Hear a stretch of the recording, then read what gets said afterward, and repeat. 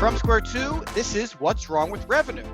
I'm Mike Lieberman, CEO at Square 2, and along with my longtime friend Eric Kalis and co-founder at Square 2 and six-time entrepreneur, Eric and I will answer the questions CEOs have every single day: what's wrong with revenue? You can be part of the live cast show where we'll answer your questions every Wednesday at 4 p.m. Eastern, or catch the show on demand on YouTube and on all your favorite podcast networks. Also, check out all our audio and video content on Square 2 Plus at the square2marketing.com website. Enjoy the show.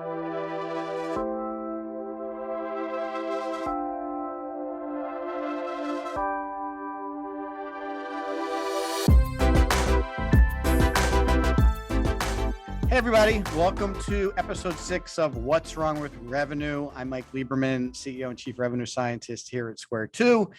And I'm joined by two special guests who I will introduce in a minute.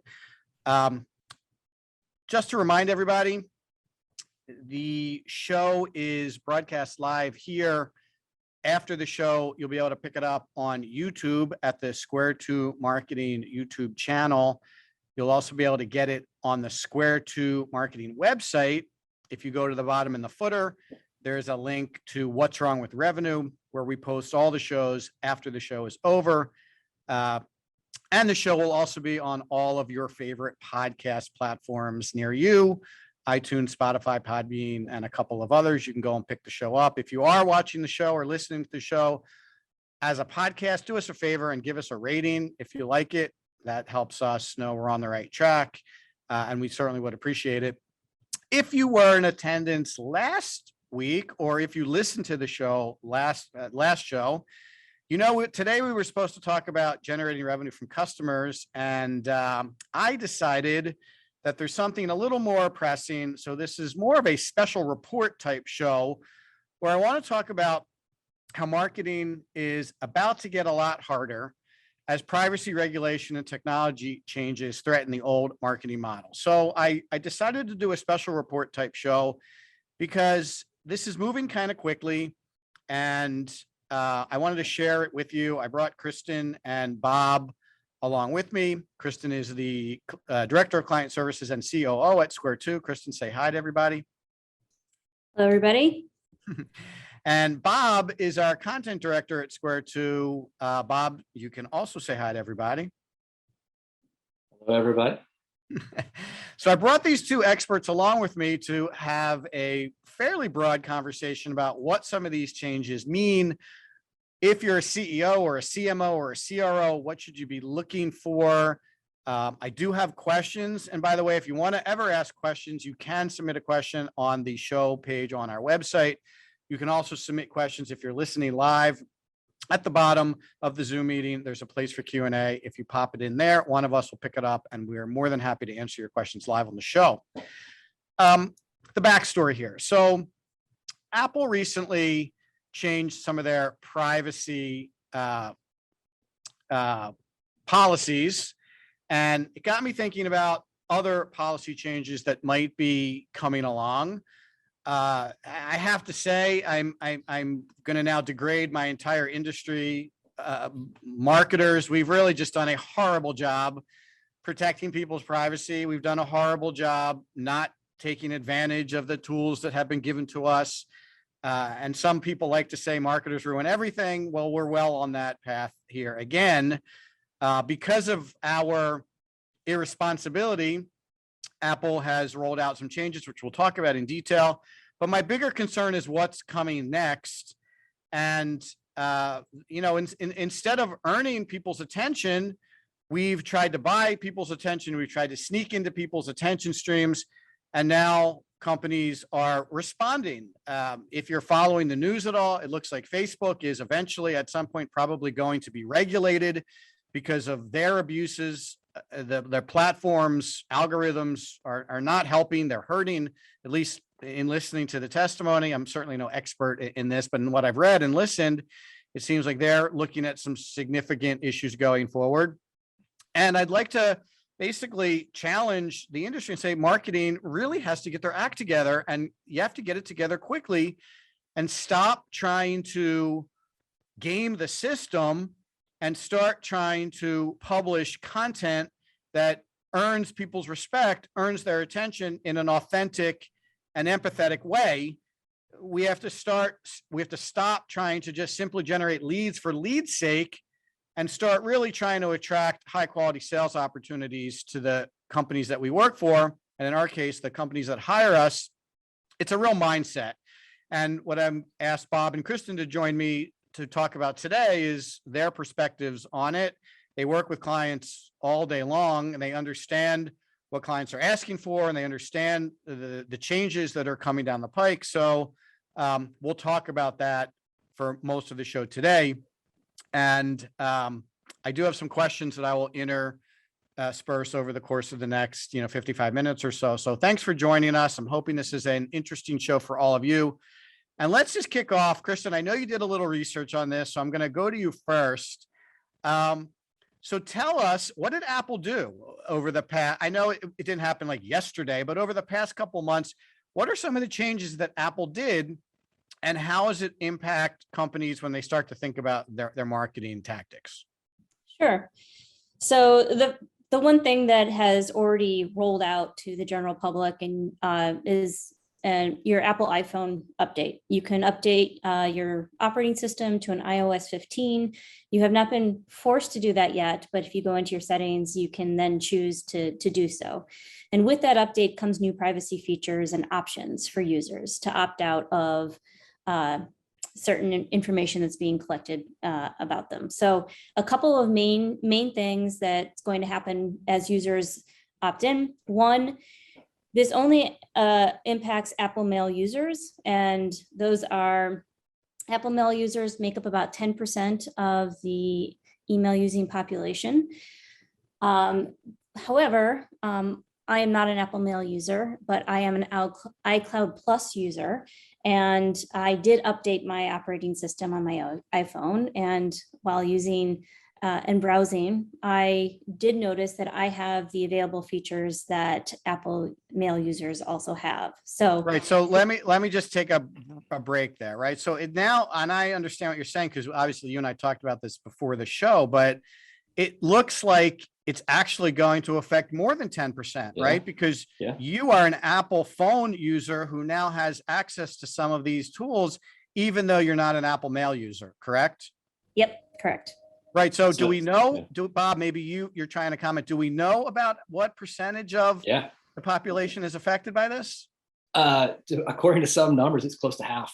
Right. And let me spell that out a little bit. So I had the same impression that Kristen laid out as Apple Mail. It's a term that can maybe be a little bit ambiguous, and it gives the impression that maybe it's attached. This applies to people that have like an @Apple type account, and it's not necessarily the case. So if you have an iPhone or an iPad and you use the client and the Apple client for mail, so you go in and you hit the envelope to access your Gmail, to access whatever email you use, you can opt into this privacy setting as well, which I did this morning. So that's part of why it's somewhat of a big deal, is because this can affect Gmail users if they decide to go in through that Apple client on their iPhone, iPad, Mac, whatever you're using. It's pretty significant. Yes. Great. So go ahead, Kristen. Keep going. Yeah. So what are those updates? One of the main things that's happening is as soon as mail is sent, all Apple Mail users, that mail will automatically be opened, whether they physically went in, opened and read or not. So right off the bat, from an email marketing perspective, you're not going to have clear insights, or you're not going to have transparency into actual user engagement and open rates in your email. Right. So let's talk about that for a second. Right. So we do a lot of email marketing for clients, and open rates are generally maybe 25%, maybe on a good campaign, you could be looking at 30 or 35%. But I think what you're saying is people could see super high open rates now, a big spike in open rates that would not really be indicative of the actual open, meaning their prospect didn't actually read the email. Apple opened it for them in order to make sure it was scrubbed properly or something. and it's now artificially bumping up email open rates, correct? Correct. Right. So if we're running email marketing campaigns, what that really means is we can't really use the open rate as a measure of success anymore. Correct. Okay, great. So keep going. Another thing that's going to happen with that is they're going to mask things such as location. So if you, through your email platform, are using time zone sends to send your emails out at times that you feel are going to be the best way to reach your audience, that's again no longer going to be an option for you. You're not going to have insight into that information. Right. So if we're running a campaign and it's, global or national in nature, and we really want that email to get delivered at 2:00 on a Tuesday afternoon, there are a lot of features in HubSpot and other email marketing can set it up to send based on time zone. So as opposed to everybody getting it all at once and them looking at it instantly, the systems stagger out the sends so that they arrive at 2:00 in the afternoon, regardless of where people are located. That feature also is now no longer going to work, correct? Correct. So Okay. you're really going to have to know your audience, and you can still segment by time zone based on Right. the contacts that you know, Right. but it's not going to be an automatic feature that's available. Got it. Then the big one that is available to users is the hide my email function. This allows you to basically create a fake email. And as you're going through websites and information and you would like to access some piece of content or a discount rate, but you don't want that organization to know really who you are and you're not willing to give up your actual email address, you can create a fake email address, put it in, then that piece, whatever information you were hoping to get, will be sent to that fake email address. You'll be able to access that on Apple Mail. Through Apple, you'll be able to keep that fake email address, I believe, for as long as you want, and that can collect all of the information from these organizations that you didn't really want to know and you can get rid of those fake emails whenever. So the implication there is, and this is just the starting point and the tip of the iceberg, is you can no longer rely on your beginning of the buyer journey, lead generation, conversion out of the gate type information metrics, because you're going to start collecting junk information. You're going to junk up your database. You're not going to know what's real, what's not real. You're going to have to be very careful about when and how you ask for user information. It's going to have to be at a point when people are going to want to be truly engaged with your organization for something enough to be able to raise their hand and actually give up information, their true identity. Right. So again, let's dig into that last point because it's very significant. You're saying that when I collect an email address in exchange for some content, that email address might not be accurate at all, right? Yep. It might actually, I may be filling up my contact database with a bunch of bogus email addresses. So again, I might be looking like, oh, well, this is amazing. I got 1,000 new email addresses this month. Maybe up to half of them might actually be these aliases that you're talking about, right? Correct. And if I continue to market to them, it's not getting through, correct? Is that going to be, again, like arbitrarily open, so it'll look like someone opened it, but it's not going anywhere? And Right. I'll have really no way to know whether these are aliases or actual email addresses. So my reliance on my database or my confidence in my contact database is going to drop pretty dramatically, pretty quickly, I would think, right? Yes, has the potential for that happening. Okay, right. Now, before you're starting to talk a little bit about like what we might want to do about it, which I think is good. But before we do, I want to ask Bob about this other change that has been talked about for a while, but it's kind of in the same genre as what Kristen talked about, the idea of a cookieless world, right, Bob? You know what I'm talking about? No, like cookies, yeah. Yeah. Okay. So tell our subscribers a little bit about like how the cookie works and what marketers do with the cookie and what some of the browser companies are talking about doing with the cookie that would impact other areas of marketing. Yeah. So really try to distill this down and keep it simple. Cookie, think of it just as a little pixel, a little invisible pixel that is included on a website that when you visit it, you pick it up, it tracks some of your activity. And, cookies are used, the term cookies are used kind of broadly, but you can think of it, the way marketers often use it is between first party data, and there's also third party data. So first party would be everyone that visits your website. You can use those cookies to retarget. So, hey, somebody visited my pricing page. I'd love to show them an ad on Instagram and remind them like, hey, you were here, don't forget about us, or perhaps show them an offer for a demo. Mm-hmm. Third party would be, it's the one that's a bit more controversial, right? It's data. Cookies are, the data is collected through cookies on somebody else's site other than your own, and marketers, businesses often purchase that data in order to get lists, to reach out to people in a very cold, unsolicited type way. So Mike, you were looking at, umbrellas for your new deck, and we know that you hit this site and somebody wants, Lowe's wants to buy it to be able to show you other information about things that were right for your deck. You never, interacted with Lowe's, but somehow Right. You're still getting your inbox filled up, or you're getting ads for it.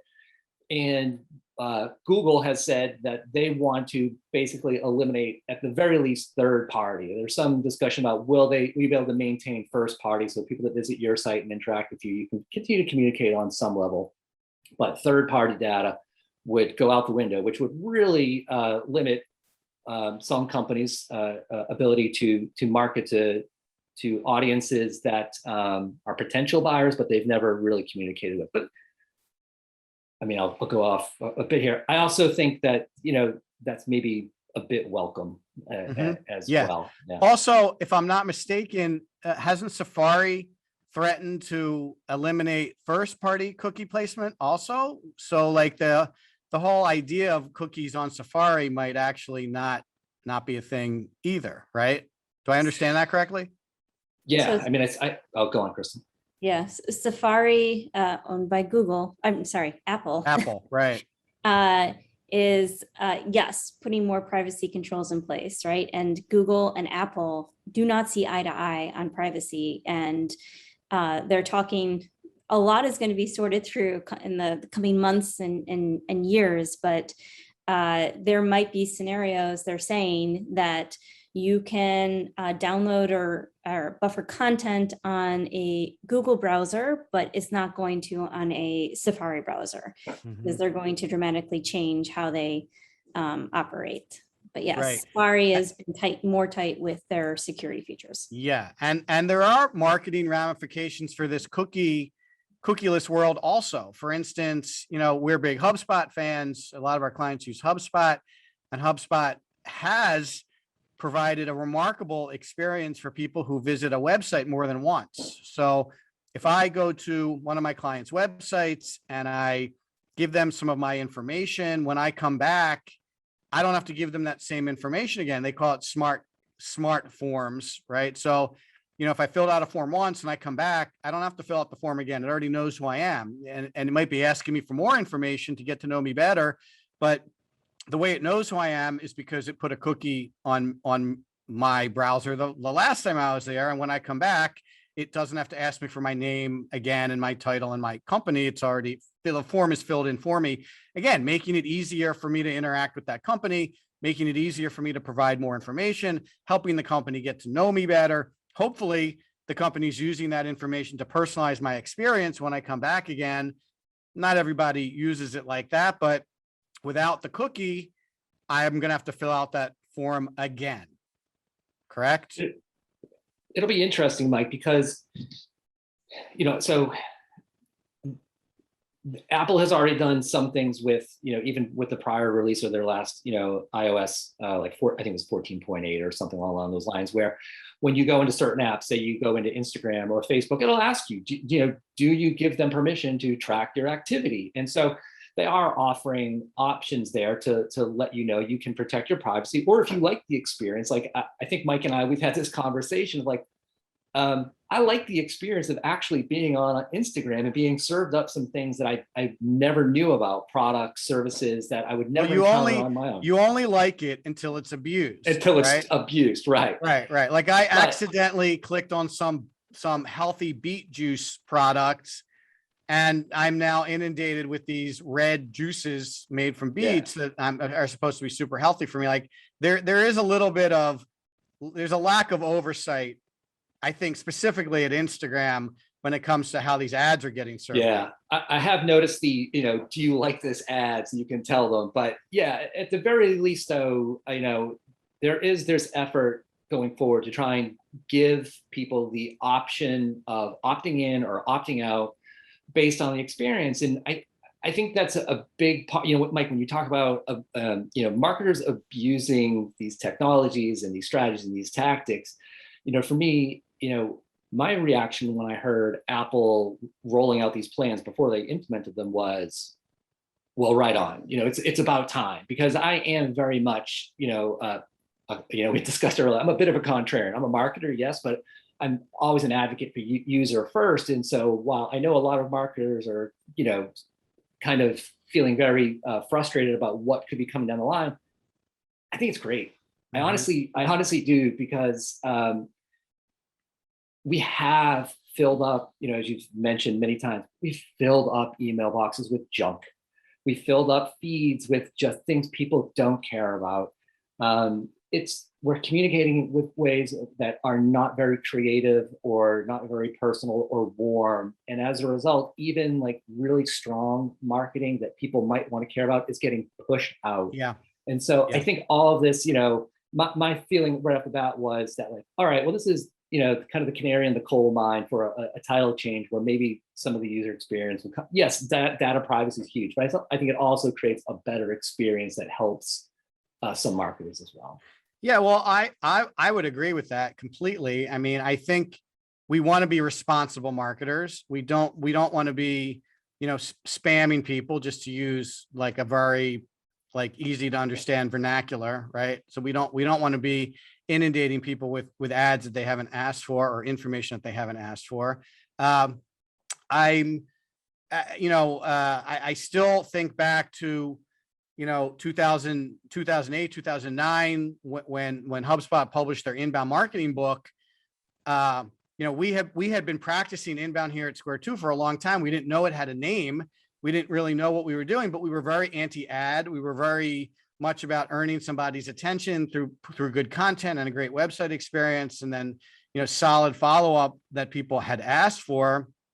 I have to admit, I was very excited about the idea of inbound. I actually was hoping and thought incorrectly, at least I haven't been proved correct yet. I was really thinking that was going to kind of replace the bad advertising and the bad marketing that I didn't like. I mean, you know this about me. I don't watch commercials on television. I don't listen to commercials in the radio. I have ad blockers running on my browser and on my phone. People have found a way around that, some of that technology, but I was really hoping that the technology and the movement would become the de facto way people marketed their businesses. And I also, again, full transparency, I was very disappointed when HubSpot kind of took their foot off the gas around inbound, and they allowed paid advertising on their platform. They promoted account-based marketing. They kind of, punted a little bit on what inbound used to be in its pure format: earn attention instead of buy attention. They punted a little bit that, and inbound has lost a lot of momentum. It's not what it used to be as a practice, as a methodology. It's now something people kind of talk about casually, but don't really practice much anymore. And I know some of the challenges of inbound. It takes longer. Earning attention is hard. Buying attention is easier, right? HubSpot executives used to tell me it's about the size of your brain and not the size of your wallet. And today there's plenty of money to go around to help companies try to buy people's attention. and it's subverted the pureness of inbound. And I'm kind of disappointed, and I've been disappointed for a long time. Well, if I could just add one point to that. So Sure, go ahead. you're right. In the early days of inbound, it worked much more effectively, right? Because there wasn't as much noise in the market. So, but then people started to catch on and started to understand search, and creating content was important. And it got really noisy and very hard to find your way in. And then Yeah, not only you're absolutely right. That's 100% correct. Not only that, but if you think about the timing when inbound came around, it was the recession. And people did not have massive budgets for marketing. They were being very cautious about what they were spending. And the message really resonated. And today, I mean, it is it's a shit show. People are throwing money at everything and anything in an attempt to drive revenue and get their marketing to work. And, when that's the case, like, oh, I'll try this, I'll try that. Here's some money here, put some money there. The budgets that clients are applying to these different channels is not the same. They're not spending money in the same way they did back in 2008 and 2009. I think that's contributing to this. Let's throw a bunch of stuff up against the wall and see what sticks kind of mentality. Well, yes, because one, it became hard. Inbound was never a short-term thing. And Right. then the digital age brought kind of a sense of instant gratification, Right. which doesn't matter if you're digital age or old school age or what age. Marketing is an integral part of who you are as an organization. And it is not a short-term thing. And it's not a magic wand that's just going to automatically get you results. But with digital and the insights into analytics and the ability to see in real time what is going on, the shift in mentality went towards, but this should be working for me within two months or 3 Right. months. And Right. It's pretty, I think, just to add on what you're saying there, Kristen, we all have become digital junkies to a certain degree, and there is a bit of instant gratification on the front end and on the back end. On the front end, technology and some of the things that we're discussing here and that Apple is going to be mitigating are Apple won't be alone. This is one domino to fall. Like, it's more becoming, but it's allowed you to do hyper targeting, like, and just say, I want to get in front of Mike Lieberman. Well, you can. Like, I can get you right in front of him with whatever you want if you've got the money, like Mike's saying.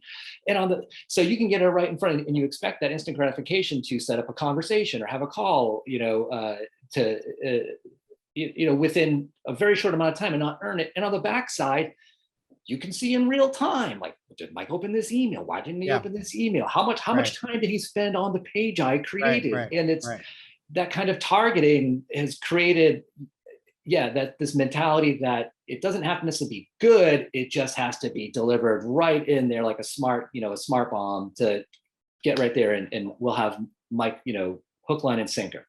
Right. But unfortunately, you guys know this, not all the subscribers might know this, but getting that ad delivered is not the end of the game, right? A lot of people feel like that's the objective, is deliver the ad to the person I want to see the ad, mission accomplished. And I think a lot of marketers have that perspective too, and that is the mistake. So I want to transition the conversation to the next piece of this story, and then we're going to answer some questions for some people. But so to your point, Bob, marketers want to get measured on leads generated, right?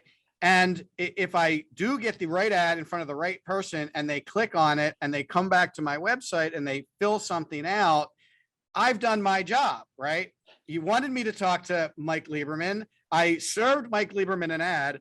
Mike Lieberman clicked the ad. He came to the website. He like announced himself to us. And here he is, right? Like, I'm done, mission accomplished. Right. And I think what we're trying to express to you guys today is that flow that I just described there is going to go away, right? And on top of that, did that really help you? Like, the name of the show is What's Wrong with Revenue. Did that really help you grow revenue by having a sales rep pick me up and try to sell me something when I'm not ready to be sold to? More so, am I not ready?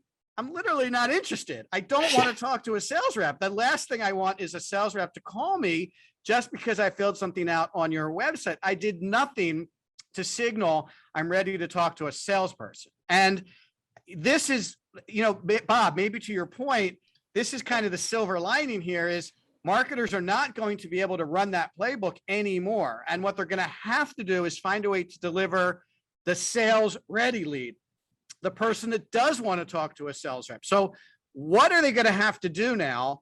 And how is the playbook going to change for marketers to deliver the sales ready lead, the person who is ready to talk to sales? What are they going to have to do?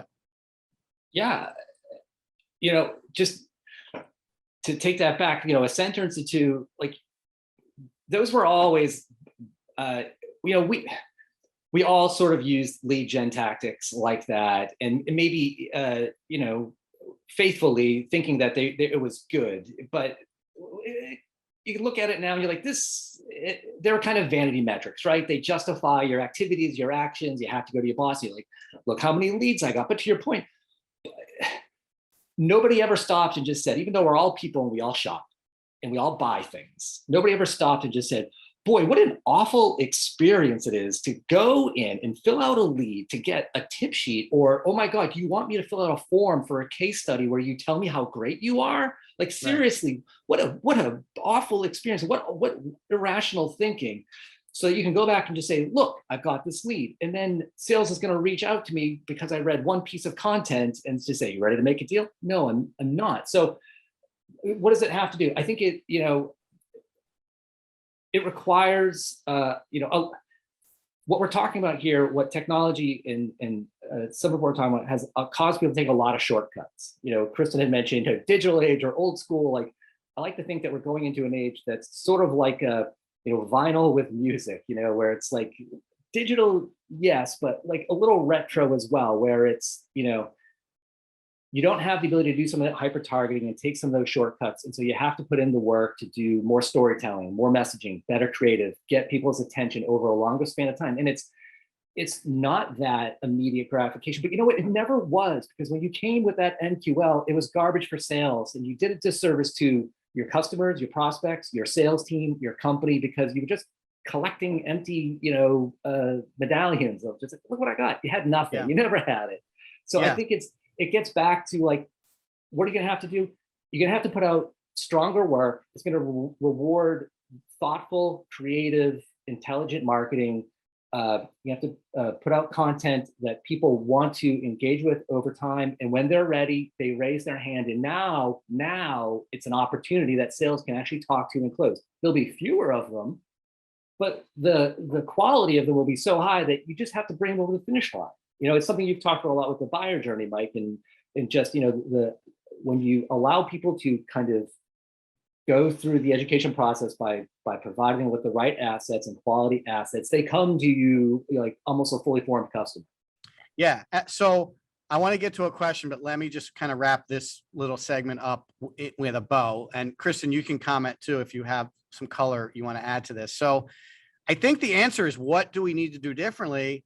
I'd like to think Square Two is modeling what we have to do a little differently, right? We have this show available in a variety of formats, placed in a variety of places where our prospects and customers or friends, followers, anyone who's interested can go and get it without us asking for anything, right? I think that's the first move, is to stop thinking about the content you're publishing as something that you are trading for contact information. I think you have to start thinking about smart educational content in the right format that you're planning on sharing with the world. And if it's good quality, people will be attracted to it, and they will be attracted to your brands, and they will be interested, potentially, if they are interested enough, they'll know how to get in touch with you, right? If you go to the Square Two website, there's a big green, I think it's green, Bob, you probably know, there's a big green button at the top of the page that says, let's meet, right? So, if someone listened to this and they're like, wow, those guys are pretty sharp and what they're saying is interesting, and I'm having some similar kinds of issues at my company, like, I think I'd like to talk to them. They'll know how to get in touch with us, and they'll know how to schedule a call with us, right? We don't have to ask them to do anything else other than stop by and present themselves. It should be very easy to get in touch with us. The other thing I think that people should be aware of is you're going to have to work harder in the middle and the end of the buyer journey. And what I mean by that is you're going to have to do things differently to get people to give you their real information, right?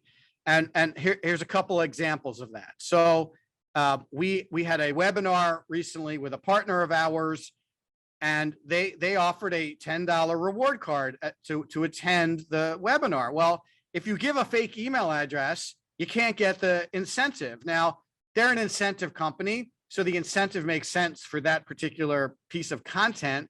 But, you know, if we're offering to share the video at a webinar, if we're offering to share the slides, if we're offering to do something post webinar of value to the people that attended, they can't come with aliases. They have to come with their real contact information, right?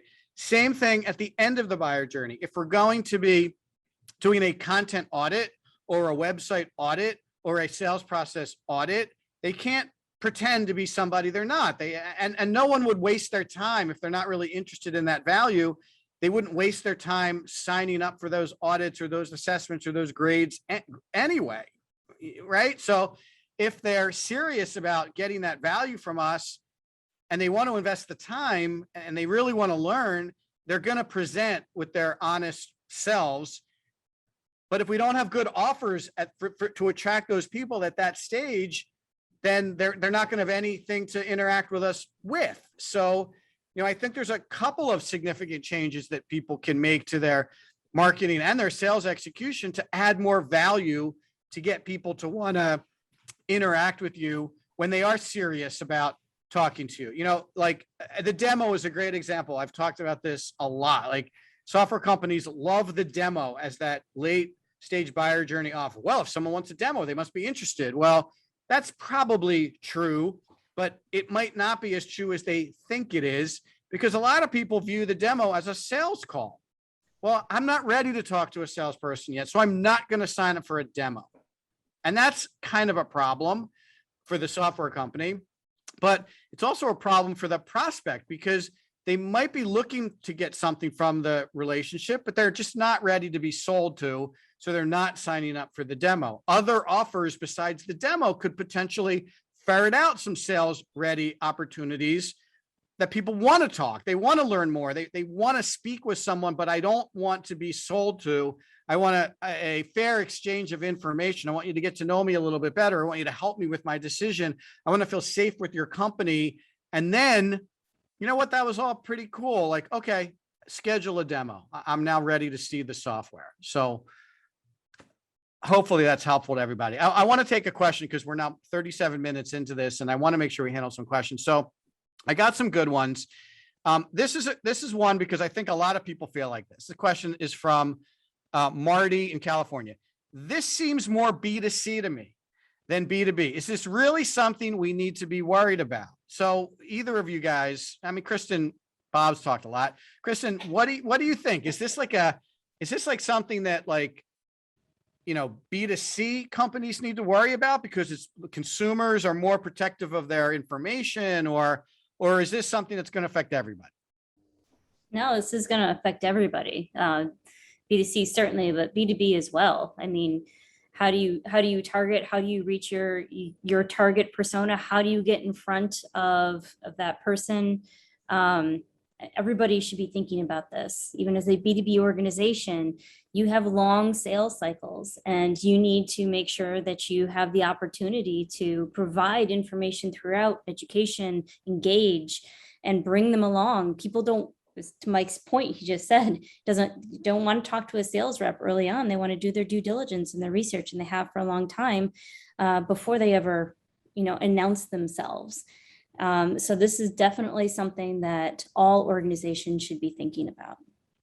Yeah, I don't think this is a B2C or a B2B issue. I think this is and my position has always been, while Square 2 does work with a lot of B2B companies, marketing is not a B2B or a B2C or a B2G. If you sell to the government, it's none of those things. And if people are telling you that it's different when you're marketing to a company versus marketing to a consumer, I think that's completely wrong. I've always viewed our business as a B2P, right? We are marketing to people, right? Those people might work at companies. Those people might be individual consumers with families. Those people might have government jobs. Those people might have nonprofit jobs. It doesn't matter. We have to get a person to interact with us from a marketing perspective. People do business with people. They don't do business with companies. If I don't like the person that is representing that company, I'm not buying from them. And if you don't believe that, just think about your experience purchasing a car. If you go into the showroom to buy a car and your sales rep is not someone you trust, you're walking out of there, whether you love those cars, whether the company spent $1 bazillion on advertising, whether the showroom offers coffee in Danish, whether they're going to give you a loaner or not. If you don't trust the person that's selling you that car, you're never buying a car from them. So if you think this is a B2B thing, or if you think it's a B2C thing and not a B2B thing, it is not. This is something that everybody has to get prepared for, or else you will be left behind. You will not be able to get in touch with your prospects. You will not be able to engage with them. You will not be able to fill up the pipeline for your sales reps. You will be in a real world of hurt if you don't think this applies to you.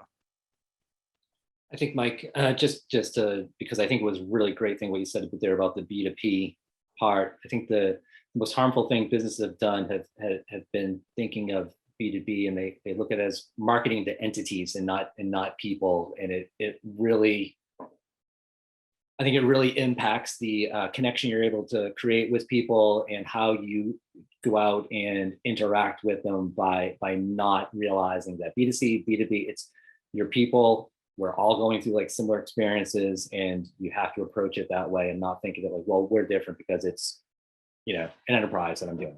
Yeah. I'll make one other point and then we'll do a couple more questions. I have also said publicly that even though we might run B2B businesses, the people that we want to engage with us are having a lot of positive B2C experiences in their personal life. So if you think about the experience you now get from Amazon, if you think about the experience you now get from the streaming services, if you think about the experience you get from companies like Warby Parker or help me out, Bob, other really good companies that understand this, that have kind of broken down the old barriers associated with the way things used to be. Like Esurance is another good one, right? No one ever bought insurance online before they came along, and they did such a good job at it. Allstate literally had to buy them, right? So these companies are training us.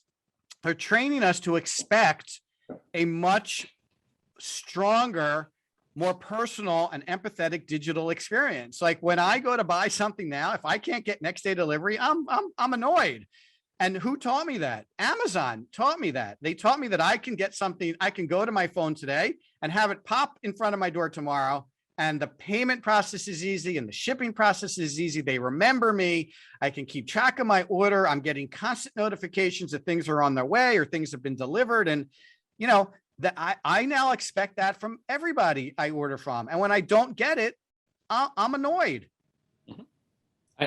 It's funny. I was thinking the exact same thing. We ordered furniture, and hey, it's on back order from Bob's Furniture. We get a text every week of, this is what's going on. Here's when it's coming. It's not even 2 days before it arrives. It's nonstop communication and clarity, and it's so nice. And those companies that embrace it, B2B, B2C, B2G, are going to win in the end, because we, especially in the last 2 years, with all of us, a lot of us being at home or not out and about as much, we've become used to this experience of, I can order things online. I get it. I get clear communication, and it's just become the standard going forward. Yeah. Can I just make one comment? Yeah, sure. Go ahead. So there's two parts to this too. So there's the whole privacy. This is the delivery and the tactical way that we provide an experience in the digital space.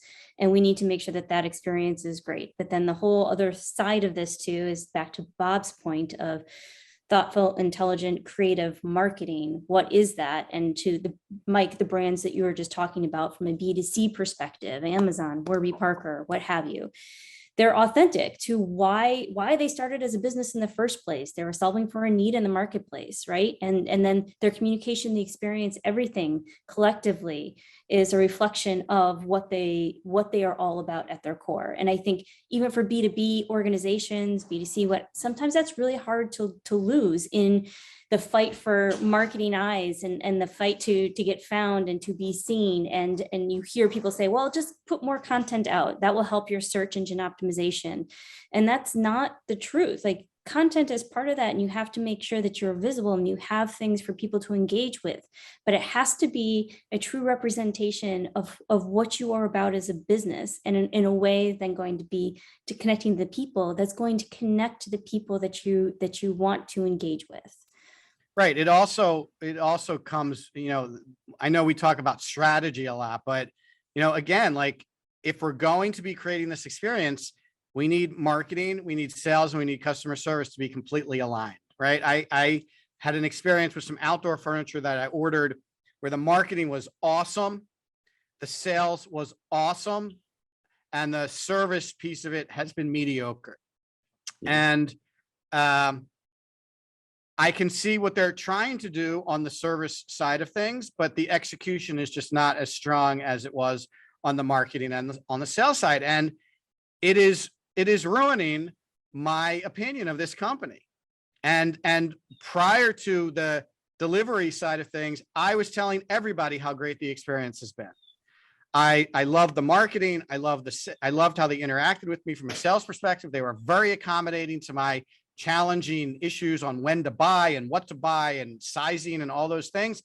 And they really kind of dropped the ball in the last mile. Now, I know it's not completely their fault, logistic challenges and trucking and whatever, but still, we are an unforgiving group of consumers. And I expect these companies to have worked these issues out. If you're having trouble with delivery, find another option and live up to your promise to me, or else I am not going to feel good about recommending you to my friends and family. And that is what's at stake here. And I'm not sure companies really understand what's at stake when it comes to figuring this experience out and using digital to create a remarkable set of touches from the very first time someone hears about you or lands on your website to the post delivery. How did we do? Who can you recommend me to? Would you write me a 5-star review on one of these sites? Would you buy again? Can I sell you some other stuff in a couple months after you've settled into your purchase? I'm just not sure there are many companies that really understand how to do this and do it well, and what's at stake. I don't think they really understand what's at stake. I think they feel like, well, everyone in our industry is pretty mediocre with this. We don't have to worry about it. We got bigger fish to fry. We'll get around to that next week or next month or next quarter or next year. And they're making a tragic mistake, because like the names of the companies we rattled off, they did take the bull by the horns and they did create a remarkable experience and they got tons of traction and really drove growth in their company. And this show is about what's wrong with revenue. Honestly, folks, this is what's wrong with revenue. No one really understands the scope of what needs to get done to create the experience that people will talk about and will come back and will drive people to want to do business with you. I want to ask one of these other questions here, because I think some people might be in their head wondering, well, how serious is this? You guys are making this out to be like the sky is falling. And one of the questions is, what do you think the time frame is around these changes? Because look, now I'm going to hop on the other side. I've heard these kinds of threatening. Safari was threatening to get rid of the cookie for years. GDPR was something that came out over in Europe that people freaked out about. It turned out to be like a very not much of an issue, even for European companies. I mean, they figured a few things out with their databases and opt-in and stuff like that, and they're fine now. Canada has these castle rules that were very lightweight. California rolled out these privacy and data protection rules that really had no impact on most of the companies. So like, really, what's up here? Like, is this another, fake news kind of thing that I'm supposed to like, spin out of control over that won't really come into reality for 10 or 15 years down the road? Like, what's the time frame around this?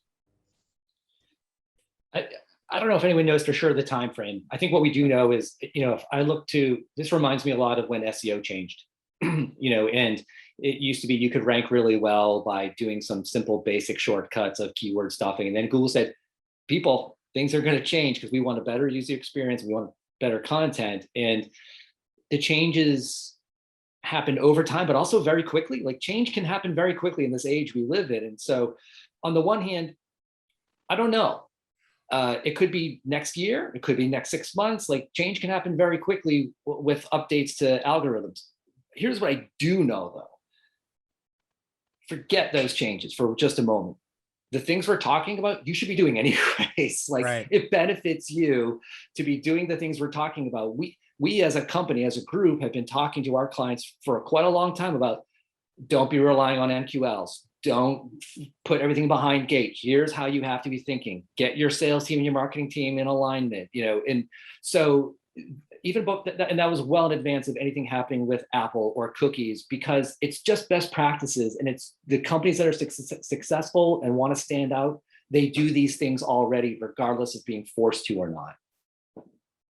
And, But you said early on, Mike, Facebook is being regulated, but things will change. And I think consumers will continue to demand privacy, and that will continue to roll out. But you also have Google and Facebook that I'm pretty sure are putting hundreds and hundreds of engineers on figuring out ways to still collect data and provide targeting to advertisers in a way that's not collecting personal data. So it will definitely change and it will definitely shift. They're still on it, working out ways to provide targeting. But back to Bob's point too, is fully agree. Doesn't matter. we need to get better at how we do approach marketing and do it right. I think you both make very good points, and Kristen, you're 100% right. These are very, very large and profitable businesses. They are going to find a way to continue to sell ads on Facebook. They are going to find a way to continue to sell ads on Google for the people that want to buy ads. Those businesses are in the billions, and they're not going away for sure. However, that doesn't necessarily mean that those tactics are right for every company, for every marketer, for every situation. So I think if you want to put your head in the sand and not worry about this now, that's one approach. It's probably not an approach that is going to drive a significant amount of growth for your business. It's certainly not, you're not going to hit a home run with that approach. You might hit a couple of singles, you might drive in a run or two, but you're not going to win the World Series with that kind of approach. If you really want to start helping your company, then you really have to start embracing some of these ideas that we're talking about today, specifically those ideas around understanding your prospects and your customers' buyer journey, and making sure that you're serving up content that they care about, that they want to share, that they can engage with, that they will learn something from, that will make them better at their jobs, that will answer their questions. And the better job you are at that with early, middle, and late stage buyer journey content, the more people are going to be attracted to your company. And it's not just people. Google will send people to your company. Facebook will send people to your company. YouTube will send people to your company that is engaging with your content because it's high quality and it's in the format that they want. And they're signaling these services that, yeah, that was helpful to me. Give me more of that. Where did it come from? Here's who it came from. Oh, let me check that out. So, it's not as if the entire model is completely broken. There are just a set of tactics that maybe should be used less than people are currently using them now. And there's a set of tactics that should be used more than a lot of people are currently using them now. For instance, video is one example where a lot of clients we talk to are just a little shy to use video. They're a little, you know, worried about how they're going to be portrayed, how they're going to look. And, you know, YouTube is the second largest search engine on the planet. So I think it's obvious that people are looking for video content, and you have to find a way to create that. If you're not comfortable, find somebody who is. And if you don't know how to create the content, if you don't know what to talk about, if you don't know what to produce or publish, or if you don't know technically how to get that content into a format that people will digest and enjoy and share, there are plenty of people who can help you do that. And you should no longer be held back because you're afraid of it, or you've never done it before, or it's different than what you've done in the past. You have to start embracing some of these new tactics. The sooner you do it, the more comfortable you'll get, the more prolific you'll be at it, and the faster you'll be in a position to outflank your competition. Now, as an example, Square 2 is in a hyper-competitive industry where all of our competitors have great websites, all of our competitors have podcasts, all of our competitors publish content. But in most of the industries that we work in with our clients, it is not even remotely the case. In most of those industries, very few people are doing what they should be doing. Companies can get first mover advantage, and those advantages are significant. So again, don't wait for the government to regulate Facebook. Don't wait for you to realize your emails are not getting delivered the way they used to. Start thinking today about what you need to do to change the way you market and sell and take care of customers. And if you can't do it yourself, get somebody to help you. If you can do it yourself, start doing it. I'm not saying you absolutely need somebody to help you. If you want to tackle this on your own, I think everyone is more than equipped to do it. But by the way, like, you don't need fancy production equipment anymore to do videos and podcasts. Literally anybody can do it. That's why there's so many people who do it now. It's so easy. You don't need a professional studio to do this. You can do it in your house. You can do it in your office. It's super easy to do it. So, you know, my big leave behind today is that you have to start figuring this out, and you have to start doing your marketing in this way. You have to start looking at it differently. Like, I'm a lifelong marketer. The crew here at Square 2 will tell you it was painful for me to leave the MQL behind. That is how I measured everything at Square 2. That is how I measured everything in the jobs I had before I started Square 2. I'm still not completely over it, to be honest with you. I still kind of peek at what's up with that, but it's something you have to just get comfortable with. The sales leads, the sales opportunities, that should be the measure of how effective your marketing is. And there's other metrics that you can look at, but if you're not generating sales qualified leads and good sales opportunities for your sales team, your marketing's not working. Anything else you guys want to add? Final comments before we wrap up? I just wanted to, you know, I think you said it well, but we started this off with, you know, this is very challenging for marketers, what's coming, and it can add a little bit of that doom and gloom. But I think what you've wrapped up with nicely is it's an opportunity. And one of the things I tell clients often is when they say, well, nobody else in our industry is doing this, and do we really have to?